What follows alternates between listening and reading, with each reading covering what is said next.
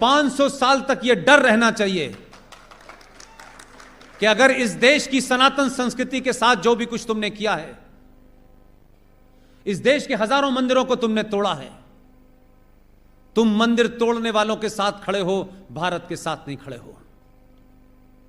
तो तुम्हें अगर डर लगता है तो कई हजार साल तक लगना चाहिए, और जो डराने में सक्षम है उसे आप गद्दी पे बिठाते रहिए।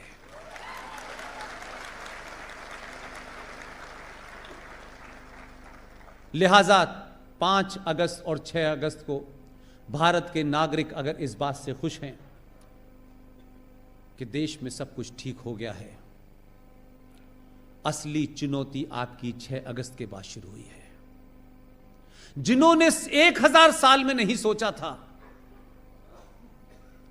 कि हमारी बनी बनाई पिछले 1000 साल का डर और सत्ता चली जाएगी, वो पूरी ताकत के साथ इस देश में पलटवार करेंगे, उसकी तैयारी जारी है। इस देश को गृह युद्ध की तरफ ढकेलने की तैयारी है। सेकुलरिज्म के नाम पे है, मुसलमान के नाम पे है, मजलूम के नाम पे है, विक्टिम के कार्ड पे है, जय भीम जय मीम के नाम पर बहुत सारी तैयारी की जा रही है। आपको ज्यादा अलर्ट रहना है। इसलिए छोटी घटना बड़ी होने वाली है, और बड़ी बड़ी घटनाओं पे चर्चा ना हो, इसके लिए भी तैयारी की गई है। और यह युद्ध साइकोलॉजिकल युद्ध होगा। इसलिए मस्जिदों से हथियार मिलते हैं तो उसकी खबर नहीं बनने दी जानी चाहिए। इसलिए सेकुलरिज्म का भूत हिंदुओं को इतना चढ़ा दो कि ये सच बात कहने से डरें। इसलिए आपको ज्यादा अलर्ट होना है। गुजरात की माओ बहनों से मेरी एक दरखास्त है, गुजरात भी इससे ग्रस्त है। कई लोगों ने मुझसे आके इस बात के बारे में चिंता जाहिर की है। किसी एजेंडे के तहत जो काम बॉलीवुड ने शुरू किया था, जिस एजेंडे के तहत गुलशन कुमार की हत्या हुई थी, जिस एजेंडे के तहत हिंदुस्तान की फिल्मों से मंदिर भजन गायब हुए और मौला रे मौला शुरू हो गया, जिस एजेंडे के तहत हर कैरेक्टर में लड़की हिंदू है और लड़का मुसलमान है, हर एजेंडे के तहत इस्लाम को ग्लोरीफाई करने की कोशिश की जा रही है, और हिंदुओं को कास्ट और गंदे तमाम जो चीजें, जो पाखंड है, उसको ऐसे दर्शाया जा रहा है कि देखो हिंदू धर्म में कितनी खराबियां हैं। उसी एजेंडे के तहत देश जागृत हुआ है और लोगों ने कंप्लेन करना शुरू कर दी है। एक घटिया सा 2 कौड़ी का प्रोग्राम आता है, बिग बॉस। उस प्रोग्राम के अंदर किसी एजेंडे के तहत ब्राह्मण लड़कियों को दिखाया गया है, और कश्मीर के मुसलमान लड़कों को एक ऐसी अवस्था में दिखाया गया है जो सार्वजनिक तौर पे आप उस प्रोग्राम में देख सकते हैं, लेकिन मैं नहीं कह सकता। एक एजेंडे के तहत यह किया जा रहा है ताकि इस देश के सनातन संस्कृति की भोली भाली लड़कियों को पहले बॉलीवुड के नाम पर खेल किया गया, और अब ये बिग बॉस नाम के टाइप के प्रोग्राम जो चलते हैं बाजारू, उसके तहत किया जा रहा है। मैं ये नहीं कहता कि कोई प्रोग्राम आपकी संस्कृति को कमजोर कर देगा, लेकिन इस पे आपका रिएक्शन आना चाहिए। क्योंकि कुछ लोगों ने यह मान लिया है कि धीरे धीरे वो सब करो जिससे कुछ चीजें ग्लोरीफाइड लगें, और उनको चलते रहना चाहिए। फिल्मों का एजेंडा मैंने खूब देखा है। एक साहब अथीस्ट हैं, कहते हैं मैं धर्म को नहीं मानता, लेकिन उन्होंने जितनी कहानियां लिखी हैं, उस कहानियों का सबसे बड़ा कैरेक्टर है अमिताभ बच्चन। वो खुद अथीस्ट हैं, लेकिन उनकी कहानी में अमिताभ बच्चन मंदिर में जाके कहता है कि तुम खुश तो बहुत हुए होगे, आज तुम्हारी मैं देहरी पे माथा टेकने आया हूं। लेकिन वही अमिताभ बच्चन की हर स्टोरी में या तो वो 786 का बिल्ला होता है जिसे गोली लग के निकल जाती है। जितने भी कैरेक्टर हिंदुओं के नाम से हैं, उन कैरेक्टर में या तो वो हिंदू चोर दिखाया गया है, या दोगला दिखाया गया है या वो मक्कार दिखाया गया है। और जितने भी नाम मुसलमान हैं उन नामों के अंदर इतनी इज्जत और इतनी शालीनता दिखाई गई है कि उससे ज्यादा शालीनता कहीं मिलती नहीं है। हर कैरेक्टर के अंदर उसको एक ईमानदार मुसलमान दिखाया गया है, हर कैरेक्टर के अंदर एक खास सोच को बड़ा किया गया है। और मैं नहीं कह रहा, आप सब लोगों ने अमिताभ बच्चन की फिल्में देखी हैं। इस एजेंडे के तहत छोटी सी घटना है, संजय दत्त ने बायोपिक बनाई थी, आप सब ने देखी होगी।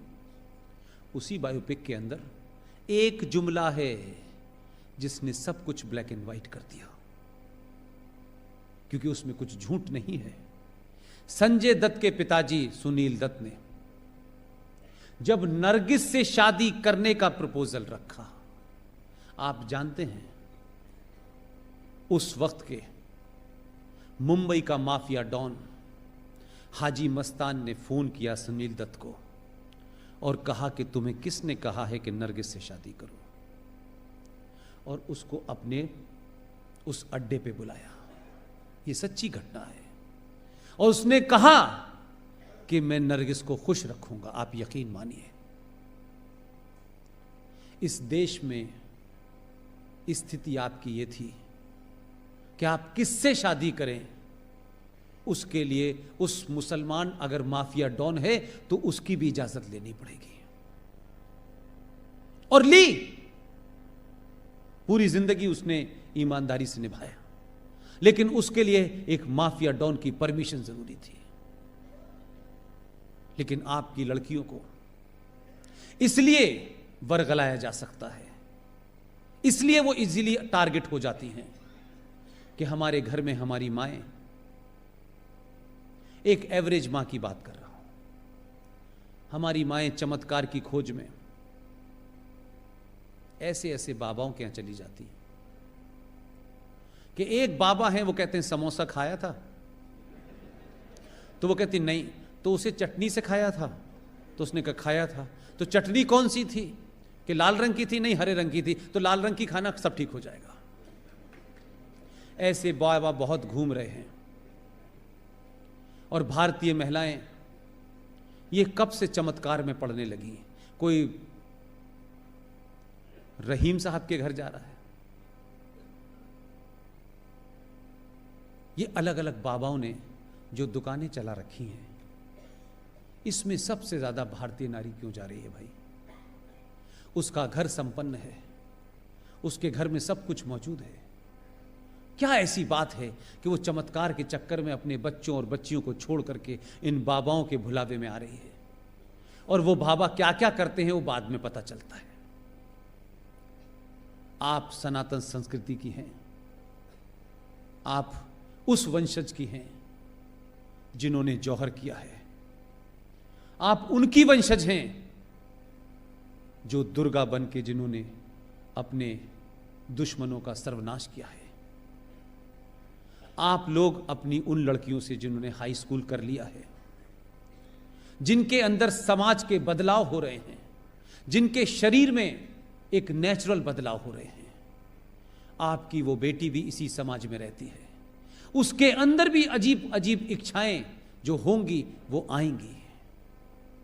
मेहरबानी करके बाबाओं के चंगुल में न जाएं, अपनी 10वीं क्लास की लड़की को अपना दोस्त समझ के उसके मन मस्तिष्क में होने वाले बहुत सारे कौतूहल को शांत करें, उसको बताएं। दोस्त बन के रहेंगी तो वह अपने मन की बहुत बातें आपसे करेगी।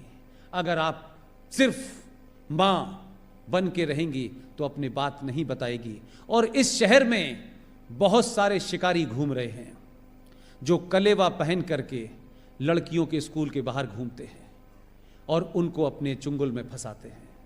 और उसके बाद क्योंकि आपके पास समय नहीं है अपनी बात सुनाने का और सुनने का, वो अपनी बात अपने मन की किसी ऐसे आदमी से कह देती है, किसी भरोसे में कह देती है कि उसको ये पता नहीं चलता है कि मैं धीरे धीरे एक ट्रैप में फंसने जा रही हूं। और जब तक उसे ध्यान आता है तब तक जिंदगी बर्बाद हो चुकी होती है। आप तमाम माएँ बहनें अपने उन बच्चों के साथ बैठें, उनसे बात करें। और सोना पहनने का भारतीय नारी को बहुत शौक है। सोना पहन करके सड़क पे चलेंगी, हजारों लुटेरे भूखे नंगे घूम रहे हैं, जो आपकी एक सोने की चैन छीनने के चक्कर में आपकी जान जा सकती है। सोना पहन के किसी को नहीं दिखाना है। सोने आपके घर के बुरे वक्त के लिए रखा हो, उसे बक्से में रख दीजिए। कुछ सालों के लिए सिर्फ लोहा पहनिए, समस्याएं सॉल्व हो जाएंगी।